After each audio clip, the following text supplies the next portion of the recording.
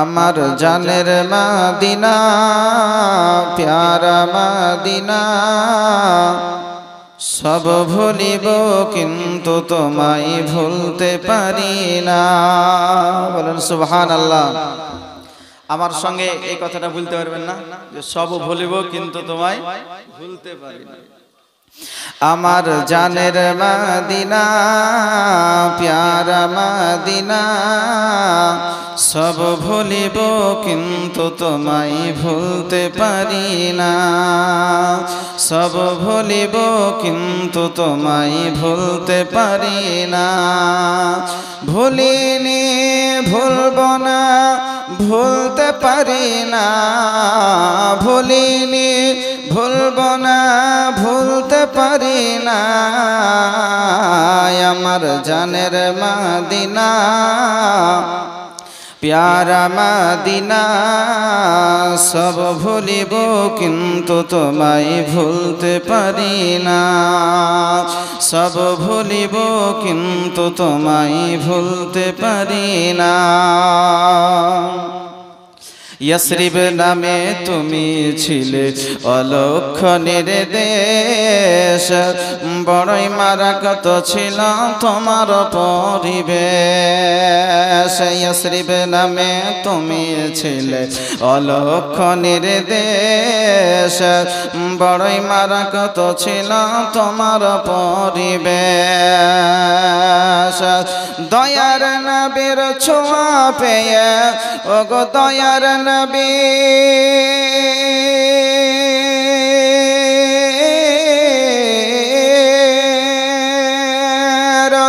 দয়ার নবীর ছোঁয়া পেয়ে সোনার মদিনা সব ভুলিব কিন্তু তোমায় ভুলতে পারি না। সব ভুলিব কিন্তু তোমায় ভুলতে পারি না। ভুলিনি ভুলব না ভুলতে পারি না। ভুলিনি ভুলব না ভুলতে পারি না। আমার জানের মদিনা প্যারা মদিনা সব ভুলিব কিন্তু তোমায় ভুলতে পারি না। সব ভুলিব কিন্তু তোমায় ভুলতে পারি না। আল্লাহ পাক রব্বুল আলামিন আহকামুল হাকিমিন, তিনি পবিত্র কালামুল্লাহ শরীফের মধ্যে সবচেয়ে একটি ছোট্ট সূরা নাজিল করেছেন। আমাদের অনেকেরই মুখস্থ আছে যে সূরাটার নাম হচ্ছে সূরা কাউসার। কি বললাম? সূরা কাউসার অনেকেরই মুখস্থ আছে। নাই? অনেকেরই আপনার মুখস্থ আছে। কারণ হচ্ছে এই সূরাটাতে টোটাল হচ্ছে আপনার 3টা আয়াত। হযরত তাই তো নাকি না ভুল বলছি? ব্রাদারান ইসলাম, টোটাল হচ্ছে 3টা আয়াত। আল্লাহ পাক রব্বুল আলামিন সুবহানাহু ওয়া তাআলা বলেন, ইন্না আ'তাইনা কাল কাউসার, নিশ্চয় হাবিব আমি আপনাকে অসংখ্য গুণাবলী দান করেছি। জোরে বলেন সুবহানাল্লাহ। আল্লাহ পাক রব্বুল আলামিন এই কালামুল্লাহ শরীফের মধ্যে কাউসার শব্দটা উল্লেখ করেছেন, কিন্তু মুফাসসিরিনগণ এই আয়াতের তাফসীর করতে গিয়ে তিনারা আপনার বলেছেন যে আল্লাহ পাক রব্বুল আলামিন সুবহানাহু তাআলা তিনার হাবিবকে অসংখ্য নিয়ামত গুণাবলী আল্লাহ দান করেছেন। জোরে বলেন সুবহানাল্লাহ। যেমন কি আপনার কাউসার তো দান করেছেন, তারপর দান করেছেন মাকামে মাহমুদ। পবিত্র আপনার কোরআন শরীফ সূরা বানী ইসরাঈল 15 নম্বর পারা 8 নম্বর পৃষ্ঠা, আসা আইয়া বাআসাকা রব্বুকা মাকামাম মাহমুদা। আল্লাহ পাক রব্বুল আলামিন সুবহানাহু তাআলা তিনি বলেন, আন কারীব, অতি নিকটে হাবিব আপনার জন্য একটি স্টেজ তৈরি করেছে যেটার নাম হলো মাকামে মাহমুদ। জোরে বলেন সুবহানাল্লাহ। নবীর জন্য বিরাদারানে মিল্লাত ইসলামিয়া, তাছাড়াও নবী করিম সাল্লাল্লাহু আলাইহি ওয়াসাল্লামকে আপনার শাফাতের মালিকানা তিনাকে দান করেছেন, অর্থাৎ শাফাতের অধিকারী তিনাকে আল্লাহ পাক রব্বুল আলামিন বানিয়েছেন। বিরাদার, ওই মাহশারের প্রান্তরে কঠিন দিবসে যখন সবাই বলবে নফসি নফসি, সবাই কি বলবে? নফসি নফসি। নফসি নফসি মানে আমার কি হবে, আমার কি হবে, আমার কি হবে। সবাই নিজের চিন্তায় ব্যতিব্যস্ত থাকবে। সেই দিন আপনার আমার নবী নূরুন আলা নূর আদম পয়গম্বরের হুজুর ওই দয়ার নবী মায়ের নবী সাল্লাল্লাহু তাআলা আলাইহি ওয়াসাল্লাম তিনি আপনার নাফসি নাফসি বলবেন না, তিনি বলবেন রব্বি হাবলি উম্মতি, রব্বি হাবলি উম্মতি। জোরে বলেন সুবহানাল্লাহ। বলবেন আল্লাহ তুমি আমার গুনাহগার উম্মতকে আমার হাওয়ালে করো, আমাকে দাও, আমাকে দাও। আমি নবী আমার গুনাহগার উম্মতকে নিয়ে ওই জান্নাতে যেতে চাই। জোরে বলেন সুবহানাল্লাহ। বিরাদারানে মিল্লাত ইসলামিয়া, তো আল্লাহর নবী সাল্লাল্লাহু তাআলা আলাইহি ওয়াসাল্লামকে আল্লাহ পাক রব্বুল আলামিন অসংখ্য গুণাবলী দান করেছেন, অসংখ্য কত নিয়ামত দান করেছে, যেটা আপনি আমি যদি কম্পিউটার নিয়ে বসি যে গণব তো কম্পিউটার ফেল হয়ে যাবে, কিন্তু নবীকে কত গুণাবলী দান করেছে তা গুণে সুমার করে শেষ করা যাবে না। জোরে বলেন সুবহানাল্লাহ। বিরাদারানে মিল্লাত ইসলামিয়া, আল্লাহর নবী বিশ্ব নবী মহানবী সাল্লাল্লাহু তাআলা আলাইহি ওয়াসাল্লামকে আল্লাহ পাক রব্বুল আলামিন তিনি তো মান সম্মান দিয়েছেন। কোরআন বলছে ওয়া রাফা'না লাকা যিকরাক, ওগো হাবিব আপনার জন্য আপনার শান ও মানকে আমি আল্লাহ বৃদ্ধি করে দিয়েছি। জোরে বলেন সুবহানাল্লাহ। গোটা পৃথিবীর মানুষ যদি লেগে যায় যে ওই নবীর শান ও মানকে খাটো করব, ছোট করব, সম্ভব হবে না। বিরাদারানে মিল্লাত ইসলামিয়া, আল্লাহ নবী বিশ্ব নবী মহানবী দয়ার নবী সাল্লাল্লাহু তাআলা আলাইহি ওয়াসাল্লাম তিনি আপনার কত নিয়ামত তিনাকে আল্লাহ দান করেছেন। আল্লাহ পাক রব্বুল আলামিন তিনাকে দান করেছেন একটা, যেমন আপনার অদৃশ্যের খবরদাতা হিসাবে আল্লাহ তৈরি করেছেন। একাধিক আয়াত থেকে প্রমাণিত। কোরআন বলে ওমা হুয়া আলাল গায়বি বিদানিন, গায়বের খবর দিতে নবী আমার কৃপণতা করেন না, তার মানে নবী আমার গায়বের খবর দিয়ে থাকেন।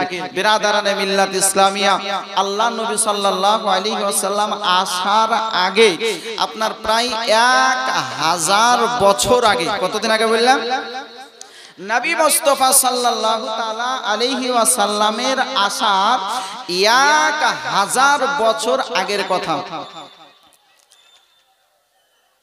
একজন বাদশা ছিল, যে বাদশার নাম হচ্ছে আপনার হুমায়রি, আসলে নাম হচ্ছে আসাদ, কিন্তু তাকে তুব্বা হুমায়রি নামে পরিচিত। ইয়ামানের বাদশা যে হতো তাকে আপনার তুব্বা বলা হতো, মিশরের বাদশা যে হতো তাকে যেমন ফেরাউন বলা হতো। কিন্তু আমরা ফেরাউন বললে আমাদের ব্রেন চলে যায় কোথায়? ওই জায়গায় যেখানে ফেরাউন নিজেকে বলেছিল যে আনা রব্বুকুমুল আলা, আমি হলাম সবচাইতে বড় প্রভু, বড় খোদা, আমার চাইতে বড় খোদার কেউ নাই। কারণ হচ্ছে যে একটা বড় এমন একটা কাজ করেছে, নিকৃষ্ট, বড় নিকৃষ্ট কাজ করেছে, যার জন্য গোটা পৃথিবীতে এসে এই আপনার এইরকম আপনার মান সে অর্জন করেছে। সবার নজরে যে ফেরাউন বলতে তার কাছে হাজির হয়ে যায় যে ওই একজন নাফরমান কাফির মুশরিক, আপনার কাফির, আপনার সবচেয়ে হাই র‍্যাঙ্কের কাফির, সে বলেছিল যে আমি হলাম সবচেয়ে বড় প্রভু। তো এই রকম তুব্বা বলতে তুব্বা হুমায়রির কাছে ব্রেন আপনার হাজির হয়ে যায়, যাকে বলা হয় তুব্বায়ে আউয়াল। বিরাদারানে মিল্লাত ইসলামিয়া, সে কি করেছিল? তার মনের বাসনা যে আমি আমার এই গোটা এলাকা ভ্রমণ করব, বাদশাহী করছি, দেখিনি তো কোনো জায়গা, সব জায়গা তো দেখবো, এই দেখার উদ্দেশ্যে আপনার গোটা এলাকা, গোটা দেশে ভ্রমণ করবে। যদি কেউ প্রধানমন্ত্রী হয়, ভারতের আমাদের প্রধানমন্ত্রী নরেন্দ্র মোদী, তাই তো নাকি?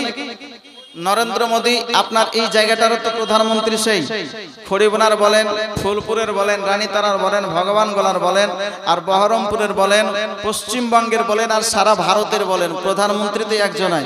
কিন্তু আপনাদের এই গ্রাম কোনোদিন ঘুরতে এসেছে, দেখতে এসেছে কি? দেখেন। তো প্রধানমন্ত্রী হইলেই যে গোটা এলাকা দেখা থাকবে বিষয়টি তো তা নয়। মালিক হইলেই যে সব জায়গায় দেখেছে খবর, মানে দেখেছে এইরকম তো খবর নাই।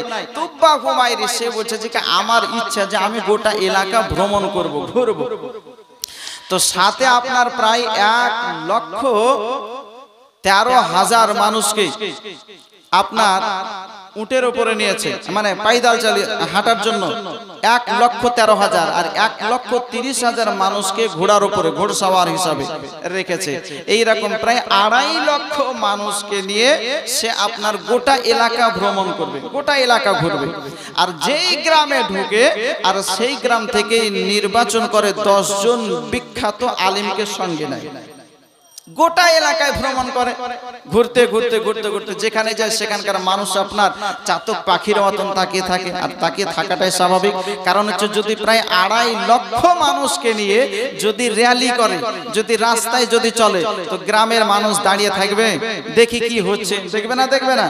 এখনই যদি আপনার মনে করেন পার্টির যদি মিছিল যায় আর যদি মিছিলটা একটু বড় যদি হয়, তাহলে তো সবাই দাঁড়িয়ে দেখে যে পার্টির মিছিলে কতটি মানুষ আছে, একটু দেখি, দেখে না? দেখে না? বেরাদারানে মিল্লাত ইসলামিয়া। তো তুব্বা হুমায়রি 2.5 লক্ষ, প্রায় 2.5 লক্ষ মানুষকে সঙ্গে নিয়ে আপনার ভ্রমণ করছে। এই ঘুরতে ঘুরতে ঘুরতে ঘুরতে ঘুরতে ঘুরতে যখন খানায়ে কাবা অর্থাৎ মক্কা নগরে যখন উপস্থিত হয়েছে, তো মক্কা নগরের কোনো মানুষ তাদেরকে দেখার জন্য কেউ বাড়ি থেকে বের হচ্ছে না, কেউ বের হচ্ছে না। তুব্বা হুমায়রি সে মনে মনে ভাবছে যে আমাকে দেখার জন্য তো অনেক মানুষ আসলো, অনেক যেখানে গিয়েছে সেখানকার মানুষ বেরিয়ে এসেছে, দেখেছে, কিন্তু আজকে ব্যাপারটা কি, এই মক্কা নগরে যখন উপস্থিত হলাম কোনো মানুষ আমাদেরকে দেখার জন্য আসছে না, কোনো মানুষ আমাদের মানে সেভাবে কোনো বোঝাই যাচ্ছে না যে আমাদের একটা আকর্ষণ আছে, ব্যাপারটা কি? কিছু উজিরদেরকে ডাকার পরে জিজ্ঞেস করছে, বলো তো ব্যাপারটা কি, এইরকম কেন, এখানকার মানুষ কি চায়? বলতেছে, বলে হুজুর এই জায়গার মানুষ তারা বড় গর্বিত। বলে কেন? বলে এই জায়গাতে একটা ঘর আছে, যে ঘরটাকে বলা হয় পবিত্র খানায়ে কাবা। জোরে বলেন সুবহানাল্লাহ। কি বলা হয়? খানায়ে কাবা, যেই দিকে মুখ করে সারা পৃথিবীর মানুষ নামাজ আদায় করে। বলছে আর কি হয়? বলে ওই খানায়ে কাবাকে দেখার জন্য, জিয়ারত করার জন্য, তওয়াফ করার জন্য দেশ বিদেশের মানুষ আসে। এই জন্য তাদের একটা আত্ম অহংকার আছে, তাদের একটা মানে ঘামান আছে যে আমাদের দেশের একটা মান সম্মান আছে, এই জন্য কোনো মানুষ আপনাকে দেখার জন্য আসছে না। হযরতে আপনার ওই আপনার মক্কা নগরের মানুষেরা যখন আপনার এই কথা বলল, তুব্বা হুমায়রি রাদিয়াল্লাহু তাআলা আনহু তিনি আপনার সে সময় কালেমা আপনার পড়েনি, সেই আপনার দয়ার নবী মুস্তাফার প্রায় 1000 বছর আগেকার কথা সে বলতেছে। বলে শোনো গো, যখন খানায়ে কাবার জন্য আমার মান সম্মান তারা বুঝতে পারছে না, আমাকে দেখার জন্য যখন কোনো মানুষ আসলো না, শোনো গো আমি তোমাদের কাছে একটু কথা বলতে চাই। হুমায়রি সে আপনার মনে মনে একটা কিছু ধারণা করলো, ওই খানায়ে কাবা, যে খানায়ে কাবাকে দেখার জন্য অনেক মানুষ এসে থাকে, অনেক মানুষ তওয়াফ করে থাকে, খানায়ে কাবাকে আপনার দর্শন করে, আমি ওই খানায়ে কাবাকে রাখবো না, খানায়ে কাবাকে নিস্তনাবুদ করে দেব, খানায়ে কাবাকে ধূলিসাৎ করে দেব। খানায়ে কাবা যদি না থাকে কোনো মানুষ আপনার এই জায়গার আসবে না, এই জায়গার মান সম্মান সব শেষ হয়ে যাবে। তার সঙ্গে সঙ্গে যত পুরুষ আছে, যত যুবক আছে, যত আপনার এইরকম বৃদ্ধ আছে, সবাইকে কতল করে দেব, শেষ করে দেব। আর যারা মহিলা রয়েছে তাদেরকে দাসী বান্দী হিসাবে রেখে দেব, বাচ্চা বাচ্চা ছেলেদেরকে আমাদের গোলাম বানিয়ে রেখে দেব। যেমনই আপনার এই মন্তব্য করা সঙ্গে সঙ্গে যেন আপনার বাদশা তুব্বা হুমায়রির সঙ্গে সঙ্গে যেন আপনার মাথায় বেদনা আরম্ভ হয়ে গেল, মাথায় যন্ত্রণা আরম্ভ হয়ে গেল, নাক মুখ চোখ কান ইত্যাদি দিয়ে যেন আপনার দুর্গন্ধযুক্ত পানি বেরোতে আরম্ভ করলো। তুব্বা হুমায়রি সে আপনার ডাক্তার ও কবিরাজের কাছে আপনার দ্বারস্থ হলো, তাদের কাছে যাওয়ার পরে বলতেছে আমার চিকিৎসাটা একটু ভালো করে করো। হঠাৎ করে মাথায় কেন যন্ত্রণা আরম্ভ হয়ে গেল, আমার নাক দিয়ে মুখ দিয়ে এরকম বিভিন্ন আপনার এরকম অঙ্গ দিয়ে আমার দুর্গন্ধযুক্ত পানি বেরোতে আরম্ভ করেছে, মানুষ কাছে ভিড়া বন্ধ করে দিয়েছে। এই তুব্বা হুমায়রির চতুর্দিক থেকে আপনার চিকিৎসা আরম্ভ হয়ে গেল। আপনার ডাক্তার ও কবিরাজ হেকিম চতুর্দিক থেকে তার চিকিৎসার ব্যবস্থা আপনার করে নিল, কিন্তু বাদশাহ হুমায়ুনের কোন দিক থেকে যেন কোন রকমের উপকার বলতে কিছুই বোঝা যায় না। মুসলমান মনে রাখবেন, আল্লাহ পাক রব্বুল আলামিন সুবহানাহু ওয়া তাআলা তিনি আপনার তিনটা জিনিসের দায়িত্ব নিয়েছেন। এক নাম্বার হলো আপনার কাবা বাইতুল্লাহ। ওই কাবা বাইতুল্লাহকে যদি কেউ ধ্বংস করে, আল্লাহ বলেন আমি তার দায়িত্ব নিয়েছি, কোন সৃষ্টি জগতের ক্ষমতা নাই ওই খানায় কাবাকে আপনার ধ্বংস করে দেবে। জোরে বলেন ঠিক কিনা? আল্লাহ পাক রব্বুল আলামিন সুবহানাহু ওয়া তাআলা ওই খানায় কাবার দায়িত্ব আপনার নিয়েছেন। দুই নাম্বার, আল্লাহর নবী দয়ার নবী মায়ার নবী সাল্লাল্লাহু আলাইহি ওয়াসাল্লামের হেফাজত আল্লাহ পাক রব্বুল আলামিন নিজেই আপনার গ্রহণ করেছেন। পবিত্র আল কোরআনুল কারীমের মধ্যে আল্লাহ পাক রব্বুল আলামিন বলেন, লা তাহজান ইন্নাল্লাহা মা'না। ও গো হাবিব,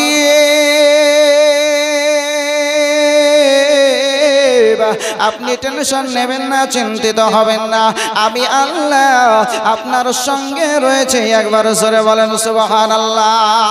আল্লাহ নবী সাল্লাল্লাহু আলাইহি ওয়াসাল্লামের হেফাজতের দায়িত্ব আল্লাহ পাক রব্বুল আলামিন নিয়েছেন। তিন নাম্বার হলো আল্লাহ পাক রব্বুল আলামিন বলেন, ইন্না নাহনু নাযালনা যিকরা ওয়া ইন্না লাহু লাহাফিজুন। ওগো আমার বান্দা বান্দি শোনো গো, আমি পবিত্র আল কোরআনুল কারীমকে নাযিল করেছি, আর তারই হেফাজতের দায়িত্ব আমি আল্লাহ নিজেই গ্রহণ করেছি। জোরে বলেন সুবহানাল্লাহ। দুনিয়া যদি আপনার একদিকে হয়ে যায়, এই পবিত্র আল কোরআনুল কারীমকে ধ্বংস করতে পারবে না। আজকে যতই আপনার চিন্তা ভাবনা করুক, যতই চেষ্টা করুক না কেন, পবিত্র কোরআনকে দুনিয়া হতে মুছে দেব, পবিত্র আল কোরআনুল কারীমের হুকুম রাখবো না, পবিত্র কোরআনুল কারীমকে আপনার দুনিয়ার বুকে রাখবো না, সম্ভব হবে না। কিয়ামত হয়ে যাবে, কোরআনকে ওঠানো সম্ভব হবে না। পৃথিবীর বুকে যত ধর্ম আছে, প্রত্যেকটা ধর্মের ধর্মগ্রন্থ আপনার রয়েছে, কোন ধর্মের ধর্মগ্রন্থর আপনার হাফিজ খুঁজে একটাও পাবেন না। বাইবেল বলেন হাফিজ খুঁজে পাবেন না, ত্রিপিটক বলেন হাফিজ খুঁজে আপনি পাবেন না, জিন্দা বিস্তা বলেন হাফিজ খুঁজে আপনি পাবেন না। কিন্তু আল কোরআনুল কারীম আল্লাহ পাক রব্বুল আলামিন নাযিল করে দিয়েছেন, লক্ষ লক্ষ কোটি কোটি হাফেজ এই দুনিয়ার বুকে আল্লাহ পাক রব্বুল আলামিনের আপনার কুদরতে তৈরি হয়েছে। আমার দয়ার নবীর মুজিজা হিসাবে এই পবিত্র কোরআনুল কারীমকে আল্লাহ পাক রব্বুল আলামিন রেখেছেন। দুনিয়ার বুকে যতদিন পর্যন্ত হাফিজ থাকবে, ওই হাফিজগণ থাকলে কোরআনকে মিটানো সম্ভব হবে না। জোরে বলেন সুবহানাল্লাহ। আল্লাহ নবী সাল্লাল্লাহু আলাইহি ওয়াসাল্লামের জন্মের আপনার প্রায় 55 দিন পূর্বে আপনারা সকলে জানেন, খানায় কাবাকে ধ্বংস করার জন্য ওই আব্রাহা বাদশা সেও আপনার এসেছিল। খানায় কাবাকে রাখবো না, খানায় কাবাকে আপনার ধ্বংস করে দেব, শেষ করে দেব। আল্লাহ নবী সাল্লাল্লাহু আলাইহি ওয়াসাল্লামের দাদা হযরত আব্দুল মুত্তালিব রাদিয়াল্লাহু তাআলা আনহুর কিছু আপনার ওট ওই বাদশা আব্রাহা গ্রেফতার করেছিল। আপনার হযরত আব্দুল মুত্তালিব যাওয়ার পরে তার নিজের উটগুলোর জন্য আপিল করেছিলেন। নিজের উটগুলো যখন আপিল করেছিলেন, ওই বাদশা আব্রাহা বলেছিল, আব্দুল মুত্তালিব, আমি ভাবলাম যখন তুমি আমার নিকটে আসলে হয়তো কাবা শরীফ সম্পর্কে কিছু বলবে, কারণ তুমি বলে কাবা শরীফের মুতাওয়াল্লি, হয়তো কাবা শরীফ সম্পর্কে কিছু আমার কাছে আবেদন করবে, কাবা শরীফকে যাতে করে আমি ধ্বংস না করে দিই। কিন্তু কাবা শরীফ সম্পর্কে কোনো কথা না বলে আজকে নিজের শুধু উটগুলো চেয়ে নিয়ে চলে গেলে। ও আব্দুল মুত্তালিব, বলো বলো, ওই কাবা সম্পর্কে কেন মুখ খুললেন না, কোনো কথা বললেন না? বলো। হযরত আব্দুল মুত্তালিব রাদিয়াল্লাহু তাআলা আনহু তিনি আপনার বলেছিলেন, ওগো বাদশা,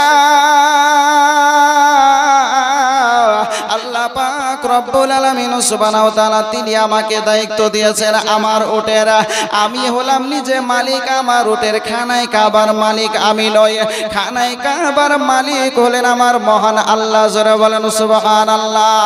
খানায় কাবাকে কেমন করে হেফাজত করবেন আল্লাহ নিজেই জানেন। আল্লাহ নিজের ঘরে হেফাজত করবেন না কি করবেন আল্লাহর ইচ্ছা।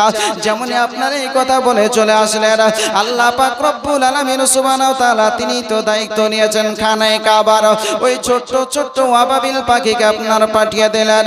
ওই ছোট্ট ছোট্ট পাখি দুটো পায়ে দুটো করে আপনার ছোট্ট ছোট্ট কঙ্কর পাথর নিল, মুখে একটি করে আপনার পাথর, টোটাল একটি পাখির কাছে তিনটি করে আপনার ছোট্ট ছোট্ট পাথর রয়েছে।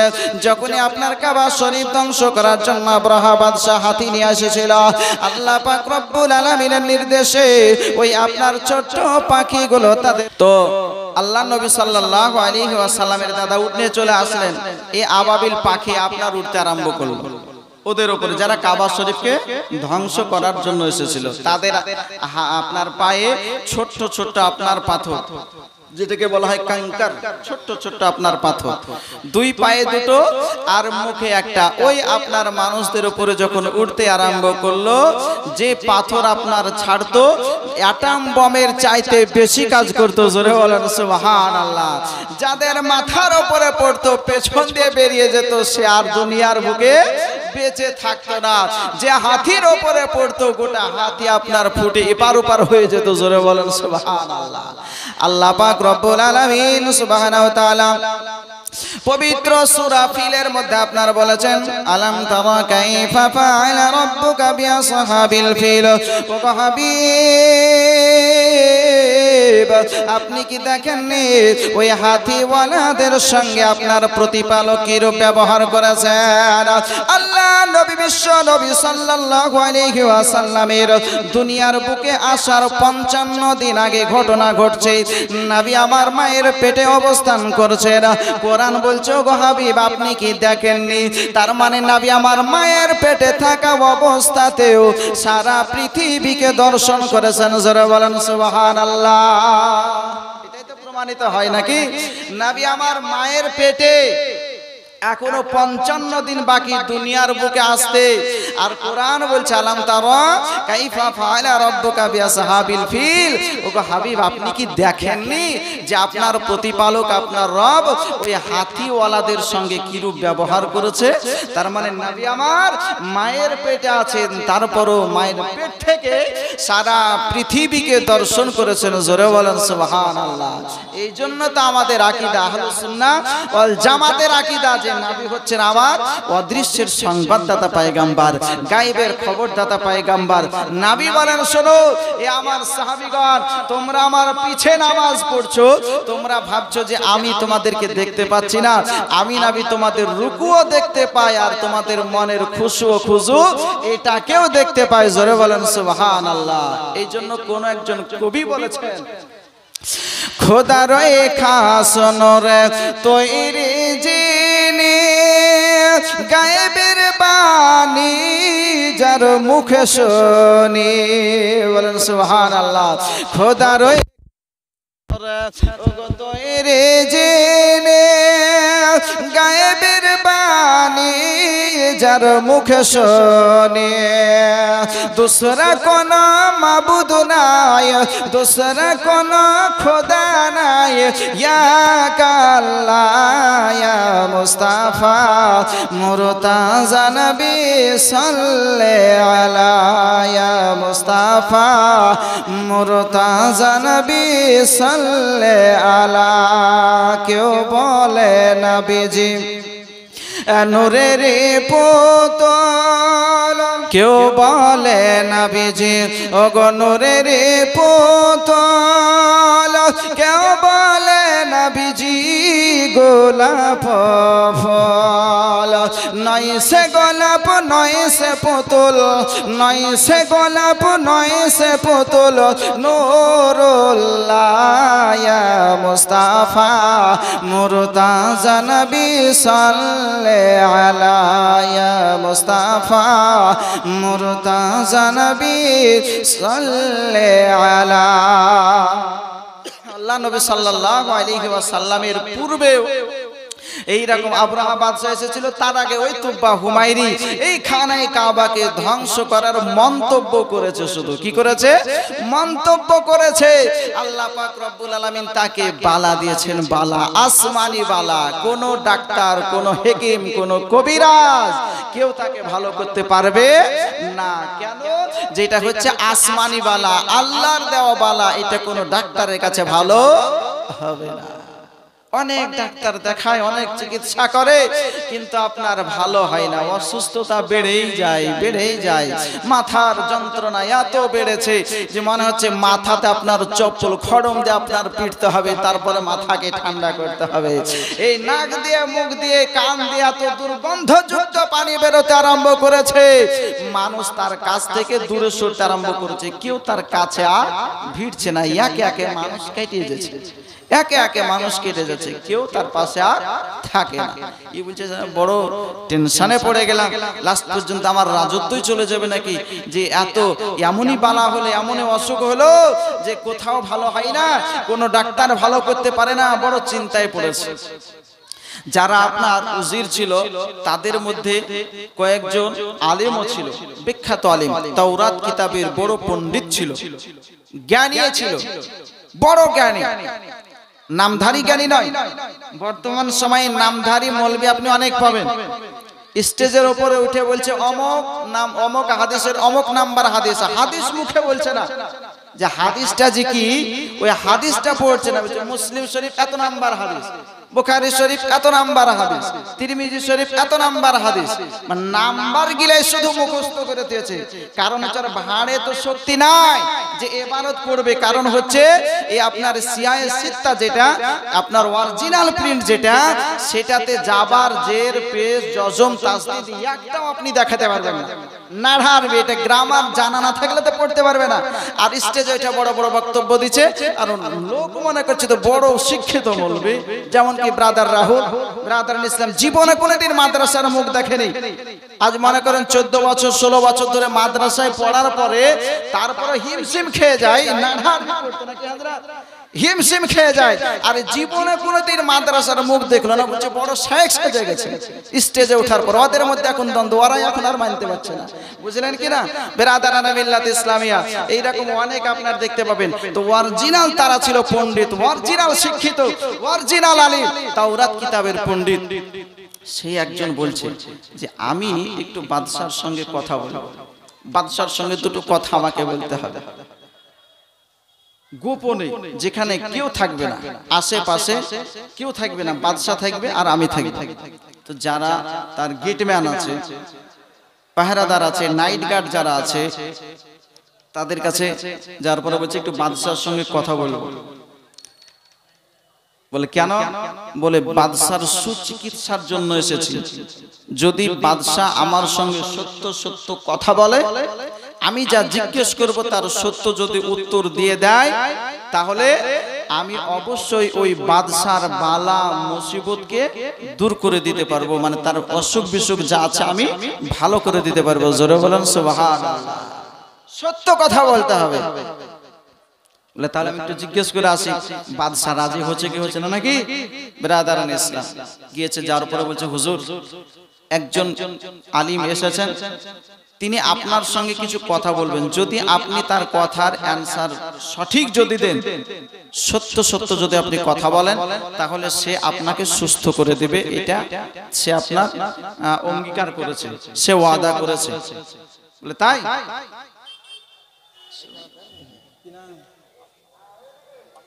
মাসুদ শেখ এখানে বাড়ি নাকি? আচ্ছা, এই জিকির মাসুদ শেখ এই দেন কর করে 500 টাকার নোট দান করছে। নারায়ে তাকবীর, নারায়ে রিসালাত, মাসলাক আলা হযরত। 500 টাকার দাতা যারা মাসুদ সাহেব, জোরে বলেন জিন্দাবাদ। বিরাদারানে মিল্লাত ইসলামিয়া। তো বলছে সত্য কথা বলতে হবে। ঠিক আছে বলবো, ও তো এখন বিগাড়ে পড়েছে, বুঝলেন না? যখন মানুষ বিপদে পড়ে তখন যা বলে মানুষ তাই করে, করে না? যখন এখানে ভালো হচ্ছে না, সেখানে ভালো হচ্ছে না, তো যদি বলে যে হাজারা কবিরাজের কাছে, তো সেখানে আগে দৌড়বে। দেখা গেল যে কলকাতা পিজিতে ভালো হচ্ছে না, দিয়ে আসার পরে ভর্তি করছে কোথায়? আপনার ভগবানগোলা নার্সিং হোমে। পিজিতে পারলে না তো ভগবানগোলা পারবে, বুঝলেন কিনা? তো বিগাড়ে আপনার শুধু না, অনেক সময় তো বিগাড়ে হচ্ছে যে আমি সত্য কথা বলবো, যা বলবে সত্য সত্য কথা বলবো। আচ্ছা ঠিক আছে। ওই মৌলানা সাহেবকে ভিতরে যাওয়ার জন্য অনুমতি দেওয়া হলো। যাওয়ার পরে জিজ্ঞেস করছে, ওকে বাদশা জাহাপানা, আমি যা বলবো তার সত্য কথা বলতে হবে। বলে এতদিন তো আপনি ভ্রমণ করলেন, দেশে ঘুরলেন, কোথাও আপনার এই রকম অসুবিধা হয়নি, এখানে আসার পরে এই অসুবিধার সম্মুখীন হয়েছেন, সেই জায়গাটা কোন জায়গা? ভুলে গেছেন? মক্কা নগর, তাই তো নাকি? এই মক্কা নগরে আসার পরে অসুবিধায় আপনি পড়েছেন। তো আপনাকে আমি একটা জিজ্ঞেস করছি, আচ্ছা বলেন তো এই কাবা শরীফ সম্পর্কে আপনি কি মন্তব্য করেছিলেন? কিছু কি মন্তব্য করেছেন? ওই বাদশাহ বলছে, শোনো, আমি মন্তব্য করেছিলাম যখন এই এলাকার মানুষ আমাকে দেখতে আসলো না বা আমাদেরকে দেখতে আসলো না, আমাদের আপ্যায়ন করলো না, আমাদের সম্মান করলো না, আমি ভেবেছিলাম যে ওই খানায় কাবাকেই রাখবো না, খানায় কাবাকে ধ্বংস করে দেব, শেষ করে দেব।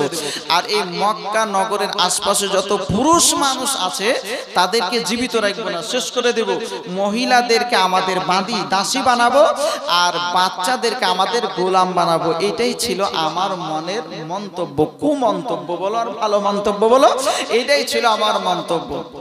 মৌলানা সাহেব বুঝে গেছে যে খানায় কাবা এটা জানাতেনা ঘর নয়, আপনার আমার বাড়ির মতন ঘর নয় যে খানায় কাবাকে দেখলে নেকি পাওয়া যায়। জোরে বলেন সুবহানাল্লাহ।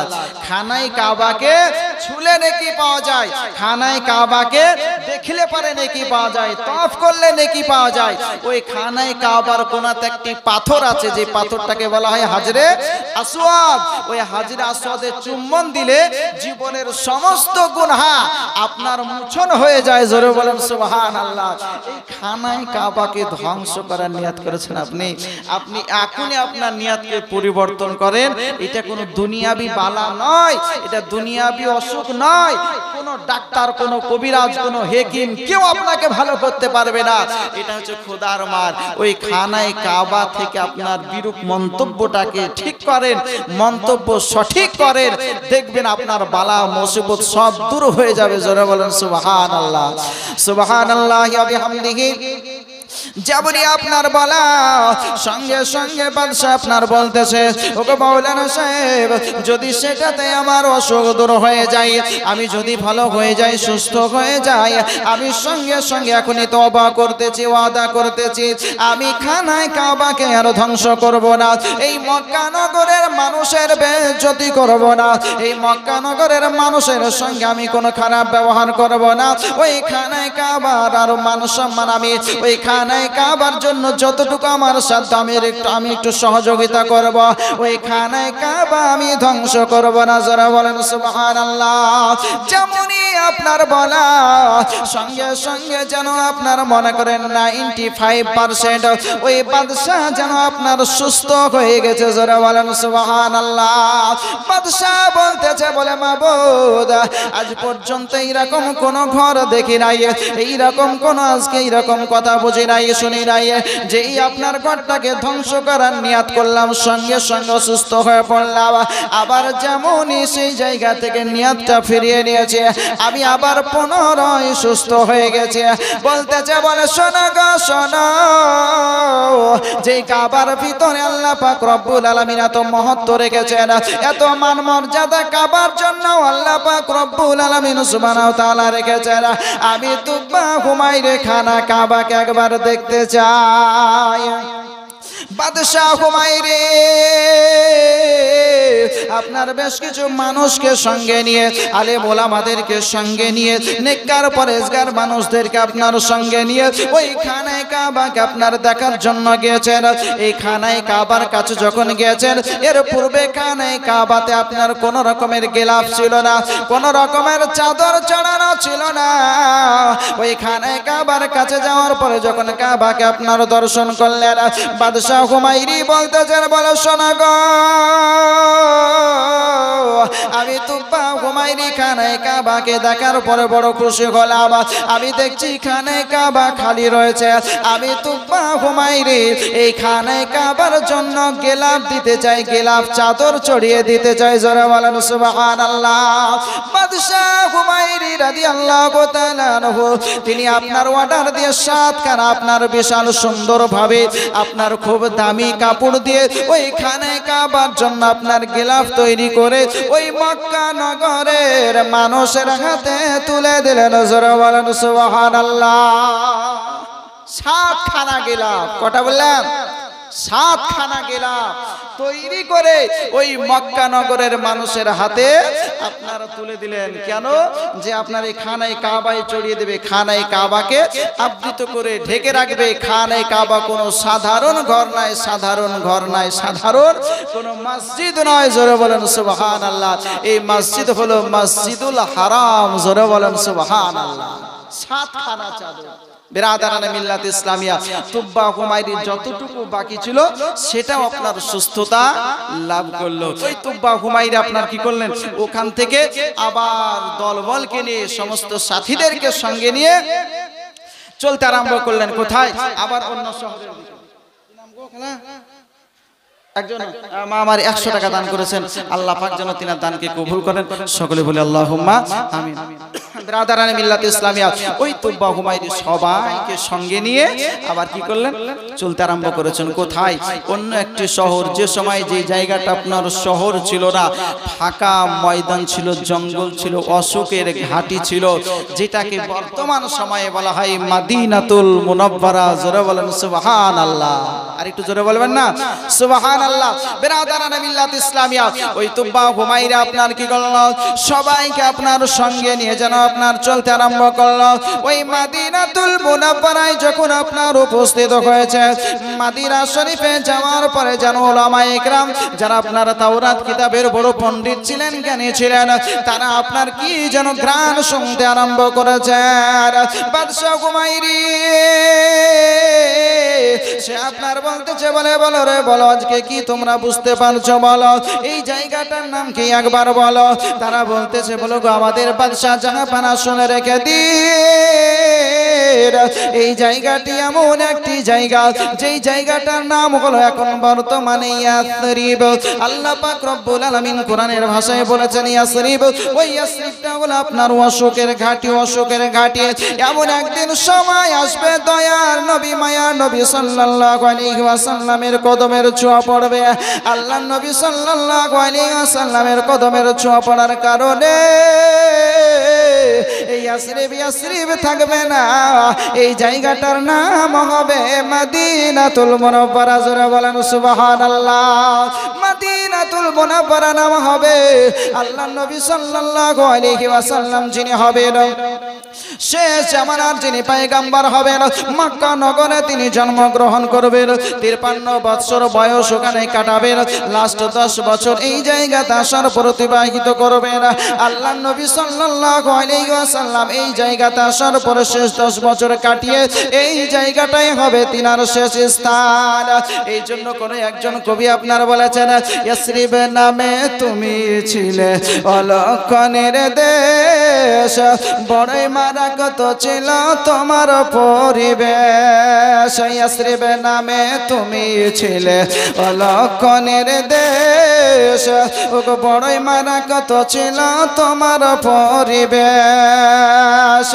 দয়ার নবীর ছোঁয়া পেয়ে, ওগো দয়ার নবী,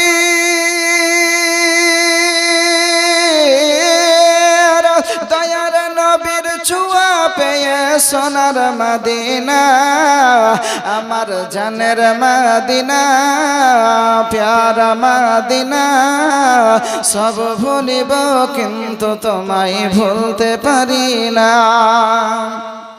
সব ভুলিব কিন্তু তোমায় ভুলতে পারি না। তুব্বা হুমায়রি আপনার দলবলকে নিয়ে মদিনা শরীফে এখন অবস্থান করতেছেন। যখন বলেছেন এই জায়গাতে নবী মুস্তাফা সাল্লাল্লাহু আলাইহি ওয়াসাল্লাম তিনি আপনার আসবেন, ওই জায়গাতে আপনার কিছুদিন সময় অতিবাহিত করলেন।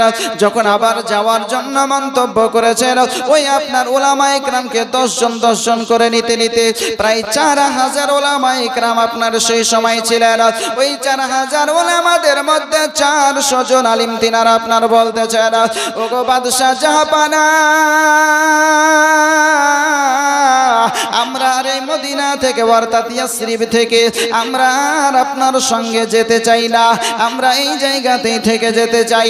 ওই 400 জন উলামায়ে কেরাম যখন থাকার নিয়াত করলেন, ওই বাদশা হুমায়রি সেও বলতেছে যখন তোমরা ওই নবী মুস্তাফা সাল্লাল্লাহু আলাইহি ওয়াসাল্লামকে দেখার জন্য থাকতে চাইছো, ওই নবী মুস্তাফার দিদার লাভ করার জন্য যখন থাকতে চাইছো, আমি তুব্বা হুমায়রি আমিও চাই আমি ওই নবী মুস্তাফার সঙ্গে সাক্ষাৎ করব। জোরে বলেন সুবহানাল্লাহ। শেষ জামানার যিনি পয়গম্বর হবেন, শেষ জামানার যিনি নবী হবেন, যাকে তৈরি না করলে আল্লাহ আসমান তৈরি করতেন না, জমিন তৈরি করতেন না, লৌহ কালাম কিছুই তৈরি হতো না। ওই নবী আসবেন, মদিনা শরীফে অবস্থান করবেন। ওই নবীর উম্মত হওয়ার জন্য অন্যান্য নবীগণ আল্লাহর কাছে আপিল করেছিলেন, আমি যদি বেঁচে থাকি ওই নবীর কালেমা পড়ে আমিও মুসলমান হয়ে যাব। জোরে বলেন সুবহানাল্লাহ। এইভাবে মন্তব্য করে আপনার একদিন দুই দিন করতে করতে একটি বছর অতিবাহিত হয়ে গেল। ওই তুব্বা হুমায়রির বিশেষ কাজের কারণে ওই মদিনা শরীফ থেকে যাওয়ার জন্য আপনার মন্তব্য করলেন। যখন চলে যাবেন এমন সময় কিছু মানুষদেরকে ডাকার পরে বলতেছে, শোনো গো, একটু চামড়ার টুকরা আমাকে নিয়ে এসে দেওয়া, আমি তুব্বা হুমায়রি একটু পত্র লিখতে চাই, পত্র লিখতে চাই। তুব্বা হুমায়রি আপনার চামড়া যখন চাইলেন, আপনার কোনো একজন ভক্ত নিয়ে আসার পরে চামড়াখানা দিলেন। তুব্বা হুমায়রি এসে আপনার কি করলেন, ওই চামড়াতে আপনার লিখতে আরম্ভ করলেন, ওগো মুহাম্মদ বিন আব্দুল্লাহ, আপনি তো শেষ জামানার পয়গম্বর, ইয়া রাসূলুল্লাহ, ইয়া হাবিবাল্লাহ, আমি আপনার সঙ্গে দিদার করতে পারলাম না, আপনার দিদার লাভ হলো না। ইয়া রাসূলুল্লাহ, ইয়া হাবিবাল্লাহ, যেই দিন আপনি দুনিয়ার বুকে আসবেন, আমি তুব্বা হুমায়রিকে আপনি মুসলমান হিসাবে অর্থাৎ আপনার উম্মতের মধ্যে আমাকে গন্তি করে নেবেন। জোরে বলেন সুবহানাল্লাহ। তুব্বা হুমায়রি পত্রখানা লিখে তিনার একজন বংশধরের কাছে আপনার রেখে দিয়ে চলে গেলেন। একদিন দুই দিন করতে করতে প্রায় 1000 বছর আপনার সময় পার হয়ে যাচ্ছে। আল্লাহর নবী সাল্লাল্লাহু আলাইহি সাল্লাম মক্কা নগরে তিনার আবির্ভাব হচ্ছে। মক্কা নগরে 53 বছর অতিবাহিত করার পরে ওই কাফির মুশরিকদের জ্বালা যন্ত্রণা সহ্য করে আল্লাহ পাক রব্বুল আলামিনের নির্দেশে যখন হিজরত করেছেন, মক্কা ছেড়ে মদিনার পথে যখন রওনা হয়েছেন, আল্লাহর হাবিব সাল্লাল্লাহু আলাইহি ওয়াসাল্লাম তিনি আপনার রাস্তার মাঝে এমন সময় একজন সাহাবী যার নাম হচ্ছে আবু ইয়ালা অথবা আবু লাইলা, এই আপনার ব্যক্তির কাছে সেই পত্রখানা রয়েছে।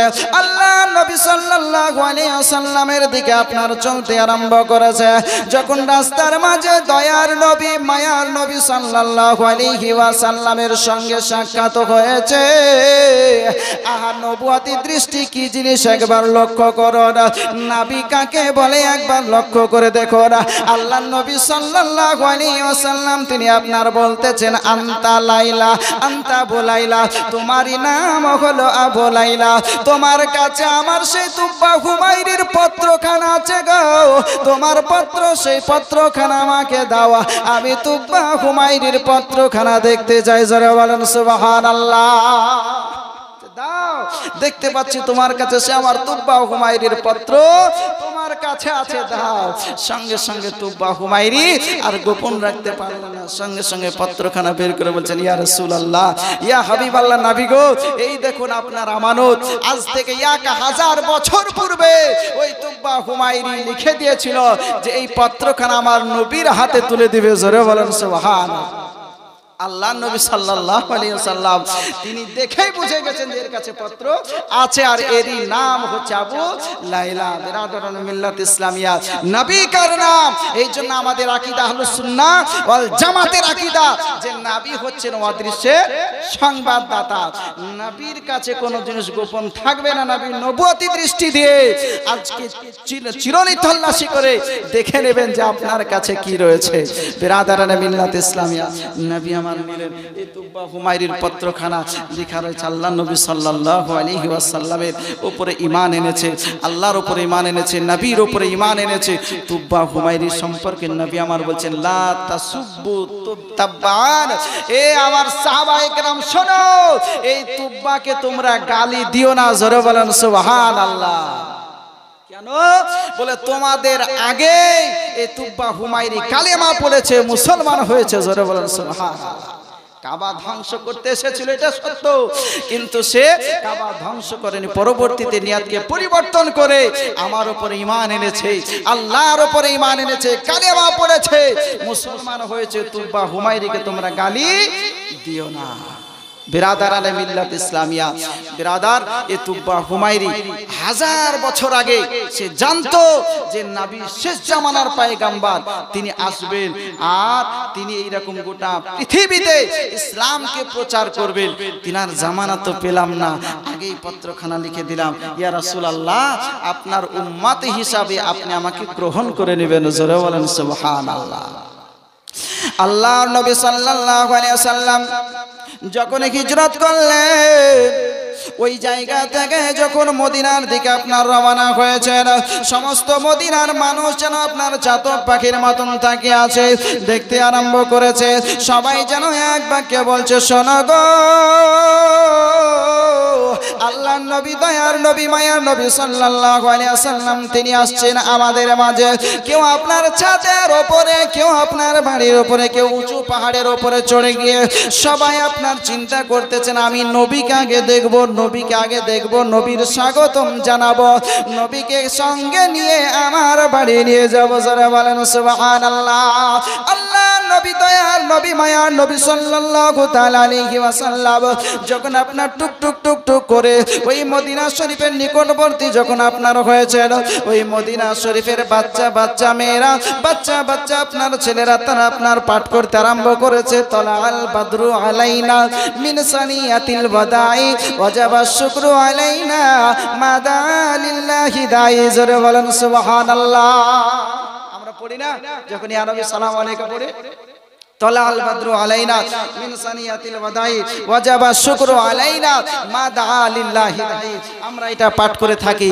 বিরাদারানে মিল্লাত ইসলামিয়া, ওই মদিনা শরীফের এই ছোট্ট ছোট্ট বাচ্চা বাচ্চা ছেলেরা, বাচ্চি বাচ্চি মেয়েরা তারা আপনার বলছে আমাদের মাঝে এইরকম, আমাদের মাঝে এইরকম চাঁদ উদিত হয়েছে, আমাদের মাঝে আকাশের চন্দ্র উদিত হয়েছে, তলাআল বাদরু আলাইনা মিন সানিয়াতিল ওয়াদাই ওয়াজাবা শুকরু আলাইনা মাদা লিল্লাহি দাই।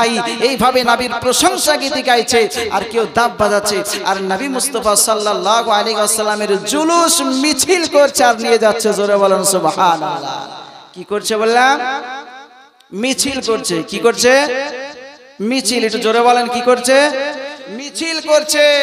বর্তমান সময়ে আমাদের এই মুসলমানদের মধ্যে এক শ্রেণীর মানুষ আজ বলছে, যখন আমরা নবী দিবসে, নবীর আগমন দিবস উপলক্ষে জুলুস করি, মিছিল করি, অনেকেই কুমন্তব্য করছে বলে এই মিছিল কোথায় আবার পাওয়া গেল? বিরাদারান ইসলাম বলে পাবে না।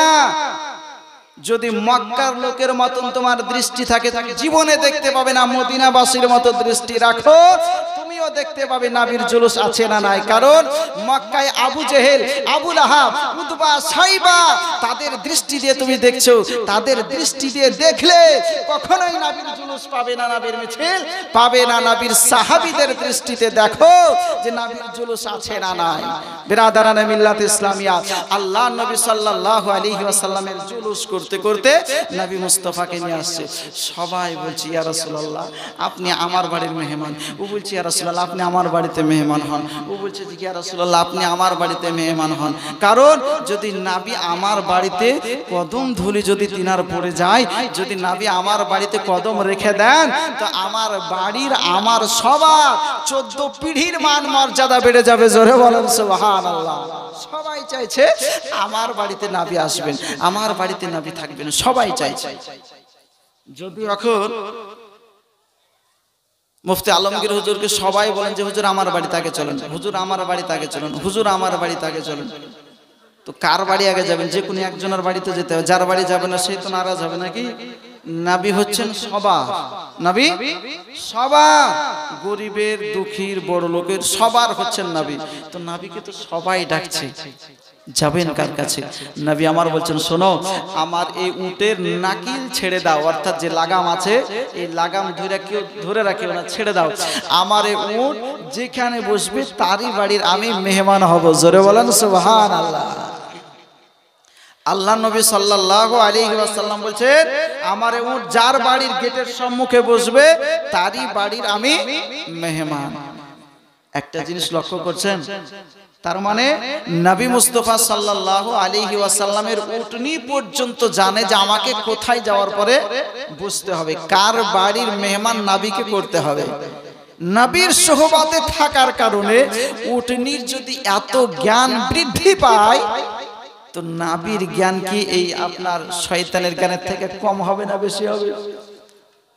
চামারের চাইতে কম হবে না বেশি হবে? বেশি হবে না? আমাদের মতনই এক শ্রেণীর মানুষ, নাউজুবিল্লাহ মিন যালিক, আফসোস লাগে সব কথা বলতে, তারা বলছে যে নবীর জ্ঞান কেমন ছিল জানো? বলে চামারের মুচির চামারের যেমন জ্ঞান তার চাইতে বেশি নিকৃষ্ট, মানে তার চাইতে কম মান সম্মান নবীর, আর এই শয়তানের জ্ঞানের থেকে নবীর জ্ঞান কম। জোরে বলেন নাউজুবিল্লাহ। বিরাদারানে মিল্লাত ইসলামিয়া, কত নিকৃষ্ট তাদের চিন্তাধারা। আমরা আহলুস সুন্নাহ ওয়াল জামাতের মানুষ, নবী প্রেমিক মানুষ, নবীকে ভালোবাসি। সাহাবায়ে কেরাম যেমন ভালোবেসেছেন, নবী বলেছেন মান আলাইহি ওয়া সাহাবী, আমি আমার সাহাবায়ে কেরাম যে পথ মতের অনুসারী তারাই জান্নাতি। এই জন্য আমরা চাই যে নবীর সাহাবীগণ যেই পথে চলেছে আমরাও সেই পথে চলবো। নবীকে যেমন সাহাবীগণ ভালোবেসেছে, আমরাও সেই নবীকে ভালোবাসবো। উটনিকে আপনার ছেড়ে দেওয়া হলো, উটনি আপনার গলি গলি ঘুরতে আরম্ভ করল।